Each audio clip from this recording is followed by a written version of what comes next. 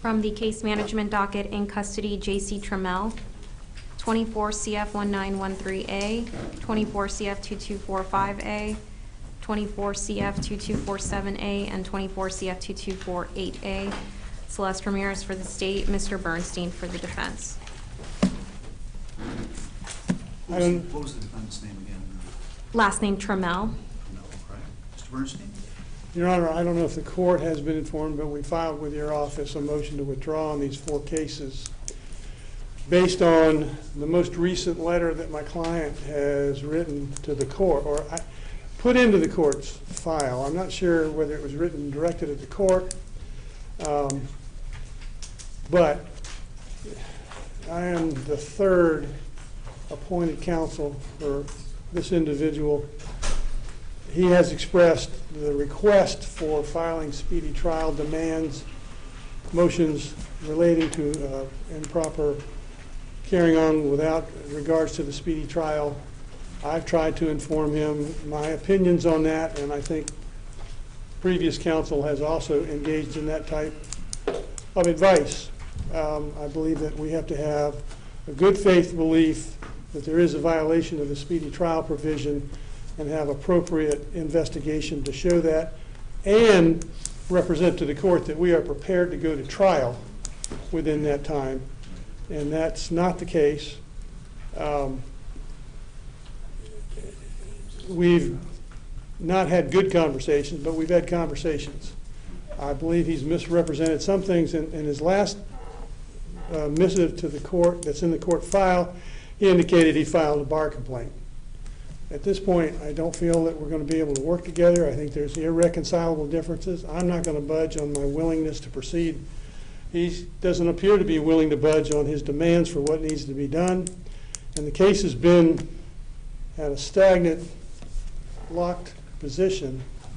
So that's the basis for my filing the motion. You say you're his 3rd ward? Yes, 3rd appointed counsel. Okay. There was the public defender and regional counsel, and I think there have been one conflict. Well, I can tell you this, Mr. Trammell. Yes, sir. I don't have any patience with somebody who keeps firing their lawyers, okay? So if you think for some reason in your mind that every time you pull this kind of stunt that I'm going to appoint a new lawyer for you, you're wrong about that. You keep doing this, and you might be representing yourself. Your Honor, may I say something? Sure.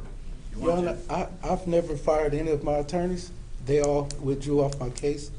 When I filed my complaints concerning them not doing as I request for a speedy trial, I would like to also read this to you to update you on some of the things that's been going on. Well, let me just explain one thing to you before you read that. I've been doing this for a long time. I've seen a whole bunch of people standing right where you're standing in the past, over the past 15 years, making crazy demands for a speedy trial. And it's the old adage, my grandfather used to use, be careful what you ask for, because you just might get it. And they got their speedy trials, and then they ended up going to prison for 30 or 40 or 50 years. So there is a price to be paid for recklessly demanding a speedy trial. Your lawyers are deprived of the right to depose witnesses, to investigate the case fully. So you may think you're doing yourself a favor by demanding speedy trial, but you're really not. At least I've never seen one turn out well in 15 years that I've been sitting here. So you really need to think about what you're doing here. Yes, sir. You're really not looking out for your own best interests, in my view. May I continue, sir? Sure. All right. Your Honor, Judge Green, I have been in the Alachua County Jail for 1 year and 27 days as of this date, August the 7th, 2025. And not once have I been able to appear in Judge William E. Davis' courtroom to address the letters and emails that I have sent to the court. I have been kept silent due to my court appearance being waived without my knowledge and also without my written consent. I have been appointed 3 attorneys, in which 2 of them, Ms. Deborah Hunt and also Mr. Yevans Pierre Atone, both have told me that Judge William E. Davis will not allow me to appear in his courtroom unless I am willing to accept the state plea or go to trial. My court date has been continuously being rescheduled for case management after I have been requesting for a speedy trial and also a demand for a speedy trial. Both attorneys have withdrew themselves with no results other than a delay and also a violation of my constitutional rights in which I have. Your Honor, I've been in this county jail for, like I said, a year and 27 days. I've only requested a demand for a speedy trial because I'm innocent of what they're charging me with. I've also been accused of, I also had a sworn complaint for a child, and it's been used against me from the state attorneys that I had another charge that they was going to put on me, which they had no jurisdiction to even use in my bond reduction. Therefore, that's why my bond reduction was denied. And every time I ask my attorney to put in for a demand for a speedy trial, I get nothing. I also asked for a motion for an evidentiary preliminary hearing, which never get done.